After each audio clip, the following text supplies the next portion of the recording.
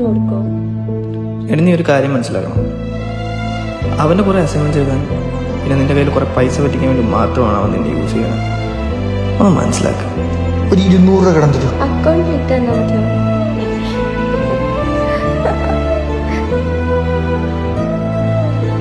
കാഴ്ചയിരിക്കാണ്ട് പൊടി പോയി അസൈൻമെന്റ് എഴുതി. ലില്ലി, അതെനിക്കറിയാം. ഞാൻ അവൻ്റെ അടുത്തത് കാണിച്ചാൽ ഇപ്പൊ കിട്ടുന്ന സ്നേഹം കൂടെ എനിക്ക് ഇല്ലാണ്ടായാലോ?